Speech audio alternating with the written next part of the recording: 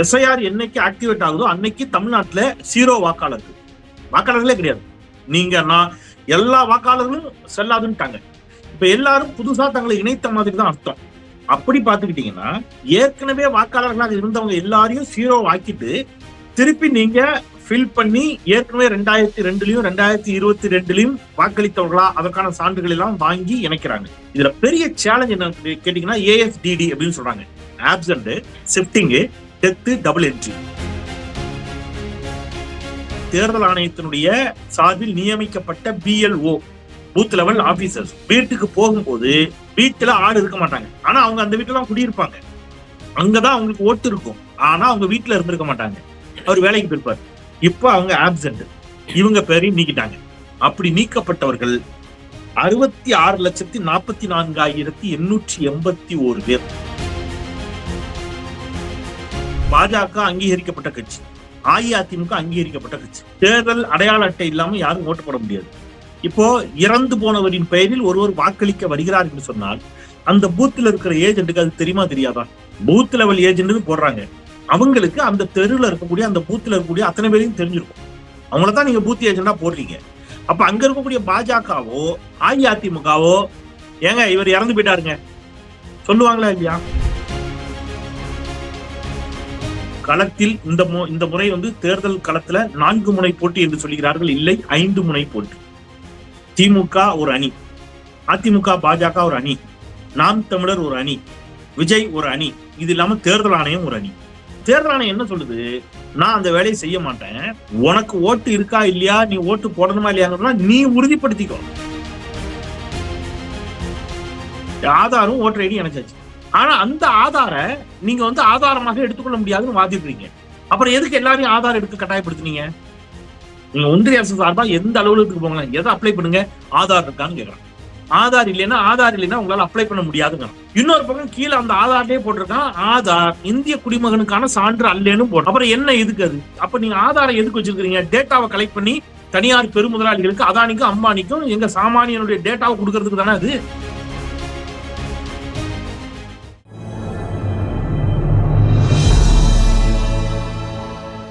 Tamil news நேயர்களுக்கு அன்பு வணக்கம். இன்றைய சிறப்பு நேர்காணலில் நம்மோடு இருந்திருக்கும் சிறப்பு விருந்தினர் மூத்த பத்திரிகையாளர் மரியாதைக்குரிய செந்தில்வேல் சார். சார் வணக்கம்.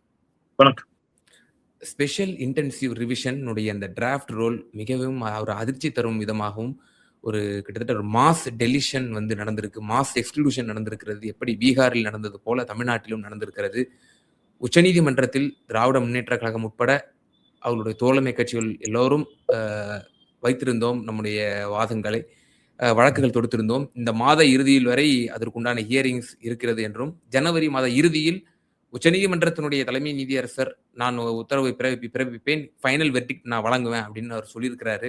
ஸோ களத்திலையும் இந்த இடைப்பட்ட காலத்தில் ஃபார்ம் 6ஐ பயன்படுத்தி அவர்களை எப்படியாவது விடுபட்டவர்களை சேர்க்க வேண்டும் என்ற முனைப்போடு பிரதான கட்சிகள் மும்முரமாக, குறிப்பாக திராவிட முன்னேற்ற கழகம் மும்முரமாக செயல்பட்டு கொண்டிருக்கிறது என்று நாடறிந்த உண்மை. இது எந்த அளவுக்கு ஒரு தாக்கத்தை ஏற்படுத்த போகிறது? எஸ்ஐஆர் என்பது திராவிட முன்னேற்ற கழகத்திற்கு வைக்கப்பட்டிருக்கக்கூடிய செக்காகத்தான் நீங்கள் பார்க்கிறீர்களா? ஜனநாயகத்திற்கு வைக்கப்பட்டிருக்கக்கூடிய செக் அப்படின்னு நான் நினைக்கிறேன். நாட் ஒன்லி திராவிட முன்னேற்ற கழகம், ஜனநாயகத்திற்கு வைக்கப்பட்டிருக்கக்கூடிய ஒரு பெரும் பேர் ஆபத்து அப்படின்னு நான் இதை பாக்குறேன். அந்த வகையில இப்ப நீங்க பாத்தீங்கன்னா இந்த எஸ்ஐஆர்ல இப்ப இதுவரைக்கும் தொடர்ச்சியாக SSR அப்படின்னு நடத்திருக்காங்க.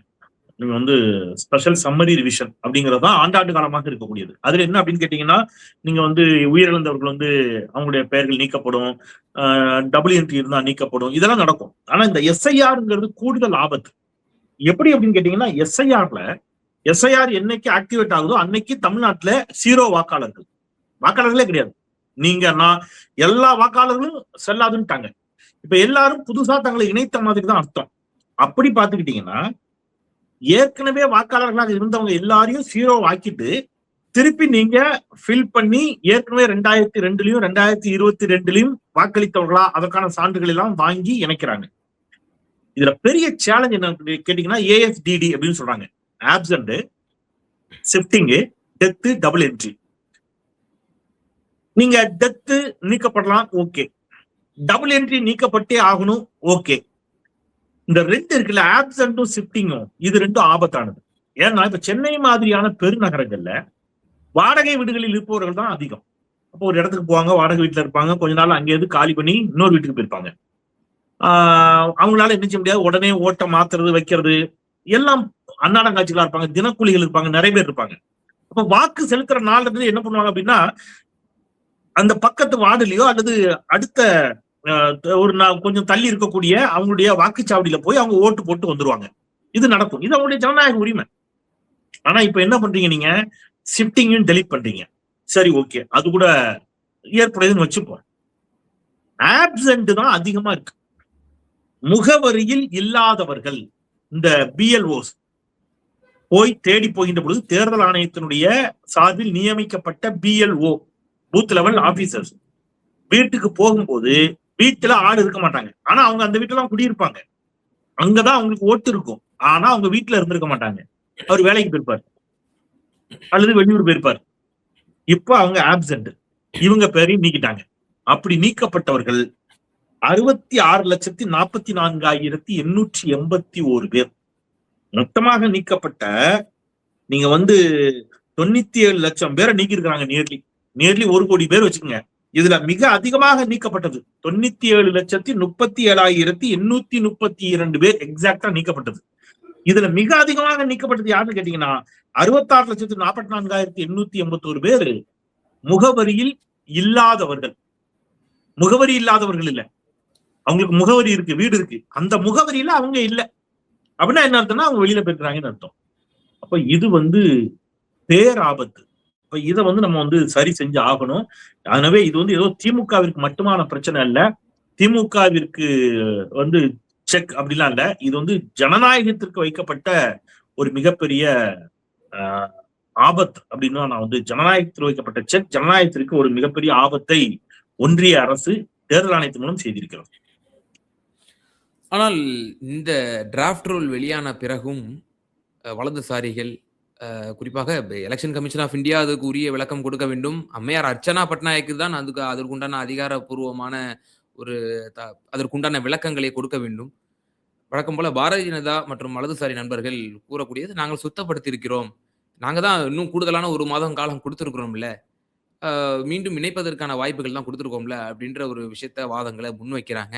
இல்ல அப்ப இறந்தவர்கள், மற்ற டபுள் என்ட்ரிஸ், டூப்ளிகேட் ஓட்டர்ஸ் அப்படியே இருக்கணும்னு நினைக்கிறீங்களா திமுக போன்ற கட்சிகள்லாம் அப்படிங்கிற ஒரு வாதங்களை அவங்க முன்வைக்கிறாங்களே. அப்படி யாருமே நினைக்கலைங்க. நான் தான் திருப்பி தெளிவா சொன்னேன். நீங்க இறந்தவர்களை நீக்கியதில் எல்லோருக்கும் மகிழ்ச்சி.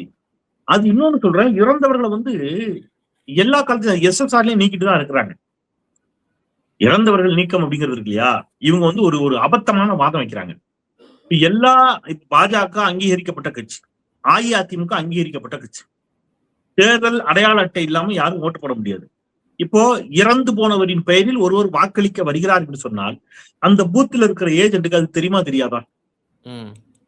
பூத் லெவல் ஏஜென்ட்னு போடுறாங்க. அவங்களுக்கு அந்த தெருவில் இருக்கக்கூடிய அந்த பூத்துல இருக்கக்கூடிய அத்தனை பேரையும் தெரிஞ்சிருக்கும். அவங்களதான் நீங்க பூத் ஏஜென்டா போடுறீங்க. அப்ப அங்க இருக்கக்கூடிய பாஜகவோ அஇஅதிமுகவோ ஏங்க இவர் இறந்து போயிட்டாருங்க சொல்லுவாங்களா இல்லையா? கண்டிப்பா சொல்லுவாங்க. அப்ப இந்த இறந்து போனவர்களை வைத்து கள்ள ஓட்டு போறதெல்லாம் நம்பியார் காலத்து டெக்னிக். அதெல்லாம் இனிமேல் நடக்காது. ஆனா எஸ்ஐஆர்ல இதே யாரும் இன்னொன்னு பேச மறுக்கிறாங்க. நீங்க எஸ்ஐஆர் திருத்தத்திற்கு பிறகு நீங்க என்ன பண்ணீங்க? ராகுல் காந்தி கேட்கிறாரு, வெளிநாட்டை சேர்ந்த ஒரு மாடல் அழகிக்கு இங்க எத்தனை ஓட்டு இருந்துச்சு? 21 ஓட்டுகள் ஹரியானாவில். அதை யாரும் பேசல. அதுதானே அப்ப நீங்க பண்ண வேலை. நீங்க இறந்து போனார்கள் என்று கொஞ்சம் பேரை வாக்குல இருந்து நீக்கிட்டீங்க. அவங்க அவ்வளவு கூப்பிட்டு ராகுல் காந்தி டீ குடிச்சிட்டு இருந்தாரு. அப்ப இதுல பித்தலாட்டம் பண்றது யாரு? நீங்களா நாங்களா? இதுல எவ்வளவு கேவலமான ஒரு வேலையை பாஜக செய்து கொண்டிருக்கிறது. எனவே இங்க வலதுசாரிகளுக்கு அதை பேசுவதற்கு எந்த அருகதையும் தகுதியும் துளியும் கிடையாது. நீங்க ஆதார பேன் கார்டோட என, ஆதார வங்கியோட என, ஆதார கேஸ் கனெக்ஷனோட என, ஆதார எல்லாத்தோட இணைக்க சொல்றீங்களா? ஏன் ஆதார ஓட்டர் ஐடியோட இணைக்க மறுக்கிறீங்க? சரி, அதையும் இணைக்கிறீங்கன்னு வச்சுக்கோங்க. ஆதாரும் ஓட்டர் ஐடி இணைச்சாச்சு. ஆனா அந்த ஆதார நீங்க ஆதாரமாக எடுத்துக்கொள்ள முடியாதுன்னு வாதிடுறீங்க. அப்புறம் எதுக்கு எல்லாரையும் ஆதார் எடுக்க கட்டாயப்படுத்துனீங்க? நீங்க ஒன்றிய அரசு சார்பா எந்த அலுவலகத்துக்கு போங்க, எதை அப்ளை பண்ணுங்க, ஆதார் இருக்கான்னு கேட்கறான். ஆதார் இல்லைன்னா உங்களால அப்ளை பண்ண முடியாதுங்க. ஆதார் தான் கட்டாயம்னு சொல்றான்.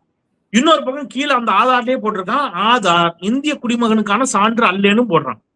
அப்புறம் என்ன எதுக்கு அது? இப்ப நீங்க எவ்வளவு தூரம் மக்களை அப்ப நீங்க ஆதாரம் எதுக்கு வச்சிருக்கீங்க? டேட்டாவை கலெக்ட் பண்ணி தனியார் பெருமுதலாளிகளுக்கு, அதானிக்கும் அம்பானிக்கும் எங்க சாமானியனுடைய டேட்டாவை கொடுக்கறதுக்கு தானே அது. அதுக்கு தானே நீங்க இந்த வேலையை பண்றீங்க. எவ்வளவு பெரிய அட்டூழியம் பாருங்க இது. கேட்டா காங்கிரஸ் ஆட்சி காலத்திலே கொண்டு வரப்பட்டது. காங்கிரஸ் ஆட்சி காலத்துல கொண்டு வரப்பட்ட ஆதார் என்ன, அந்த ஆதாரம் நீங்க இன்னைக்கு எதுக்கெல்லாம் பயன்படுத்திட்டு இருக்கீங்க? அதை உட்காந்து பேசணுமா இல்லையா? சோ இது நீங்க ஒரு ஜனநாயக நாட்டுலங்க என்னுடைய வாக்கை எனக்கு உறுதி செய்து என் வாக்கை நான் செலுத்துவதை உறுதி செய்ய வேண்டிய பொறுப்பு இங்கே ஆட்சியில் இருப்பவர்களுக்கும் குறிப்பாக தேர்தல் ஆணையத்துக்கும் இருக்குது. தேர்தல் ஆணையத்துக்கு தான் அந்த வேலை. ஆனா தேர்தல் ஆணையம் என்ன சொல்லுது? நான் அந்த வேலையை செய்ய மாட்டேன். உனக்கு ஓட்டு இருக்கா இல்லையா, நீ ஓட்டு போடணுமா இல்லையாங்கிறதா நீ உறுதிப்படுத்திக்கோ. ஒரே வீட்டுலங்க என்ற மெசேஜ் அனுப்பியிருக்காரு. பெரம்பலூர் தொகுதியில இருந்து ஒருத்தர் அனுப்பியிருக்காரு. ஒரே வீட்டுல அவர் பையன், அவருடைய மனைவி, இதுல 2 பேருக்கு ஓட்டு வந்திருக்கு, ஒருத்தருக்கு வரல. மூத்த பத்திரிகையாளர் ஒருத்தர் வீட்டுல 4 பேர் இருக்கிறாங்க. அவங்க வெளிப்படையாக சொன்னாங்க தொலைக்காட்சியிலே. அவங்க வீட்டுல 2 பேருக்கு வந்திருக்கு, 2 பேருக்கு வரல. அப்ப நீங்க என்ன பண்ணிருக்கிறீங்க? இதை எதுக்கு இவ்வளவு அவசரமா பண்ணணும்? எஸ்ஐஆர் ஒரு ஒரு நேரடியாக வெல்ல முடியாத, நான் தான் சொல்றேன், களத்தில் இந்த முறை தேர்தல் களத்துல 4 முனை போட்டி என்று சொல்கிறார்கள். இல்லை, 5 முனை போட்டி. திமுக ஒரு அணி, அதிமுக பாஜக ஒரு அணி, நாம் தமிழர் ஒரு அணி, விஜய் ஒரு அணி, இது இல்லாம தேர்தல் ஆணையம் ஒரு அணி. இந்த தேர்தல் ஆணையமும் ஒரு பங்கேற்பாளராக களத்தில் நிற்கிறது. 5 முனை போட்டி. இப்ப தேர்தல் ஆணையத்தை சேர்த்து எதிர்கொள்ள வேண்டிய தேவை திமுகவுக்கு வந்திருக்கு. சார், இவ்வளவு பெரிய ஒரு மாஸ் எக்ஸ்க்ளூஷன் நடந்திருக்கு. பீகாரிலும் இதே போல ஒரு மாஸ் எக்ஸ்க்ளூஷன் நடந்தது. சுப்ரீம் கோர்ட் பதறி அடித்துக்கொண்டு ஒரு நாட்டினுடைய சாமானியனுக்கு ஒரு அடிப்படை உரிமை என்பது வாக்குரிமை தான், அவனுக்கு இருக்கக்கூடிய ஒரே ஆயுதம் என்பது வாக்குரிமை தான், அது கேள்விக்குள்ளாகி இருக்கிறது. அது மட்டுமல்லாது குடியுரிமையும் கேள்விக்குள்ளாகிறது என்கிற ஒரு விமர்சனம் தான் திருமாவளவன் போன்றவர்கள் எல்லாம் அதை பாயிண்ட் அவுட் பண்ணி அதை சொன்னதை பார்க்க முடிகிறது. சுப்ரீம் கோர்ட் இதை சுணக்கம் காட்டுவது போல் தெரிகிறது அல்லவா? பீகாரிலும் சரி, அது போடப்பட்டிருந்த வழக்கு இன்று வரை தீர்வு காணப்படவில்லை. அந்த வழக்கு இன்றும் நடந்து கொண்டிருக்கிறது. தேர்தல் முடிந்து அந்த அடுத்த கவர்மெண்டே ஃபார்ம் பண்ணி 1 மாசம் காலம் ஆயிப்போச்சு. இப்ப இந்த நிலைமையில இருக்கு. இப்ப இந்த ஹியரிங் முடிந்து அடுத்த மாத காலம் வெர்டிக்டும் கொடுக்க போறோம் அப்படின்னு சொல்லியிருக்கிறாங்க. இப்போ ஏனும் ரிலாக்ஸேஷன் கிடைப்பதற்கான வாய்ப்புகள் இருக்கா? இல்ல, அதுக்கான வாய்ப்பெல்லாம் ரொம்ப ரொம்ப குறைவு. அப்படிலாம் இருக்கிறதா எனக்கு தெரியல. மக்களினுடைய கடைசி நம்பிக்கை நீதிமன்றங்களாக இருந்த காலம் மாறிக்கொண்டிருக்கிறதோ அப்படிங்கிற பயம் எல்லோருக்கும் வருகிறது. நீதித்துறையின் மீதான நம்பகத்தன்மையை ஜனநாயகத்தில் ஒரு சமூகம் கடைசி நம்பிக்கையாக வைத்திருக்கக்கூடியது நீதிமன்றத்தின் மீதுதான்.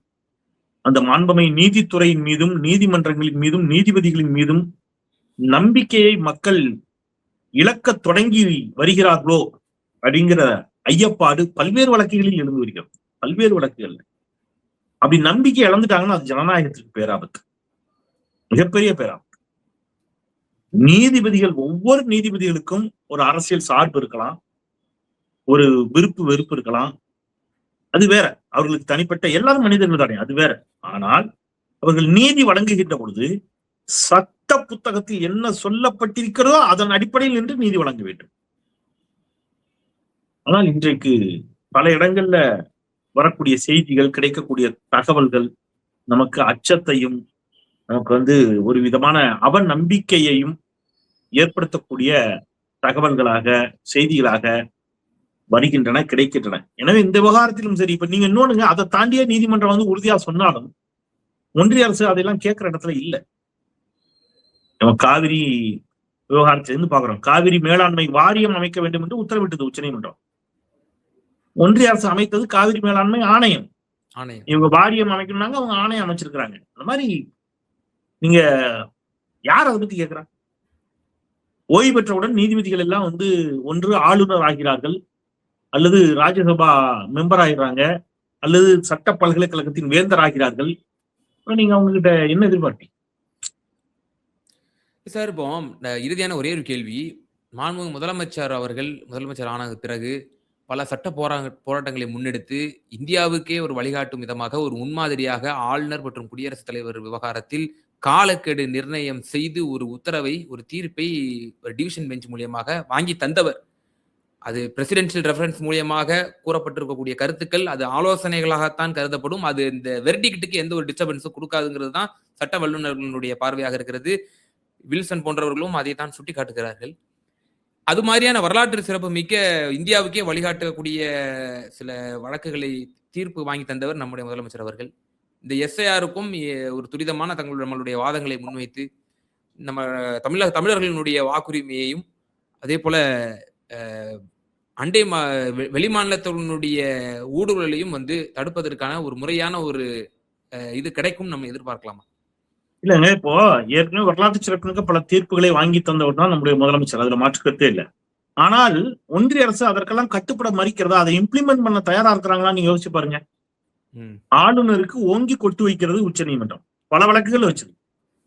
நீங்க வந்து மசோதாக்களின் மீது முடிவெடுப்பதற்கு வந்து நீங்க என்ன செய்யக்கூடாது, அது வந்து மாநில அரசுக்குத்தான் அதிகாரம்னு சொல்லிச்சு. பல்கலைக்கழகங்களினுடைய வேந்தராக முதலமைச்சரே வந்து என்ன செய்யலாம், நீடிக்கலாம் அப்படிங்கிற ஒரு மசோதாவின் மீது உச்சநீதிமன்றம் ஒரு தீர்ப்பை கொடுக்குது.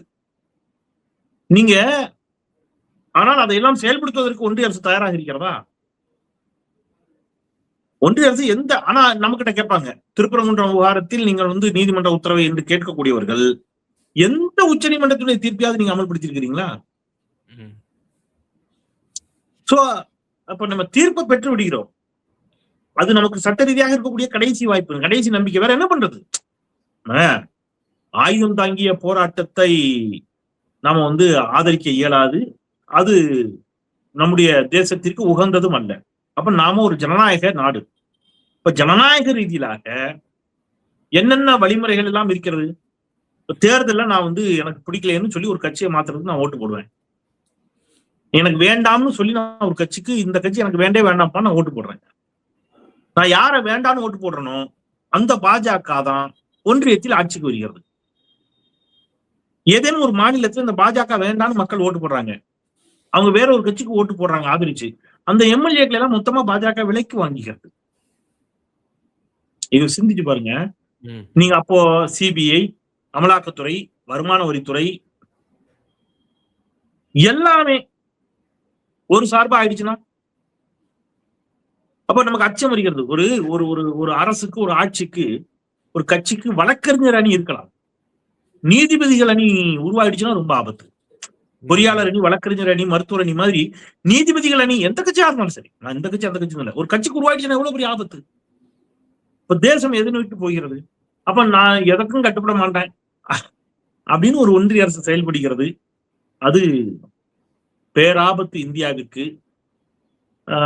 இதை விட ஜனநாயக படுகொலையை செய்த பல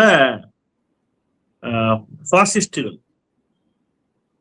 உலக வரலாற்றில் மக்களால் தூக்கி எறியப்பட்டிருக்கிறார்கள். அவர்களுடைய தோல்வி அப்படிங்கிறது மிக மிக மிக மிக அதல பாதாளத்தில் அவமானகரமான தோல்வியை, அவமானகரமான வீழ்ச்சியை வரலாறு முழுவதும் அவங்க வந்து நம்ம வந்து பார்த்திருக்கிறோம். அந்த மாதிரியான ஒன்று இந்தியாவில் நிச்சயமாக இந்த பாசிஸ்டுகளுக்கு, பாசிச சக்திகளுக்கு நிச்சயம் வரலாற்றில் அது வந்து கிடைக்கும், அவங்களுக்கு கிடைக்கும். வரலாறு அதை சொல்லும். அது அது அகைன் ஒரு வரலாற்று ஒரு பாடமா இருக்கும். இந்தியாவில் இவ்வளவு பெரிய கொடுங்கோல் ஆட்சியை செய்த பாஜக அது அது வந்து எவ்வாறு வீழ்த்தப்பட்டது தெரியுமா வரலாற்றுல அப்படிங்கிற வரலாற்றை நிச்சயமாக எதிர்கால சந்ததிகள் படிப்பார்கள். அது வரைக்கும் நாம இருக்கக்கூடிய இந்த நீதிமன்றம், ஆளுநர், இதுக்குள்ள இந்த நாடாளுமன்ற முறைமைகள், இதன் மீது நம்பிக்கை வைத்து நம்ம ஜனநாயக ரீதியாக தொடர்ந்து நம்முடைய போராட்டத்தை செய்து கொண்டே இருப்பதை தவிர வேறு வழி இல்லை. தொடர்ந்து மக்கள்கிட்ட இதை பற்றிய விழிப்புணர்வை ஏற்படுத்தணும். மக்களை அணி திரட்டுவது, ஓரணியில் திரட்டுவது, அமைப்பாய் திரளுவது, இவையெல்லாம் மட்டுமே இந்த சிக்கல்களுக்கு தீர்வை தரக்கூடியதாக இருக்கும் என்று நான் நம்புகிறேன். நிச்சயமா சார், பல்வேறு விவகாரங்கள்ல எங்க நேயர்களுக்கு ரொம்ப தெளிவா உங்களோட கருத்துக்களை பகிர்ந்தீங்க. மிக நன்றி.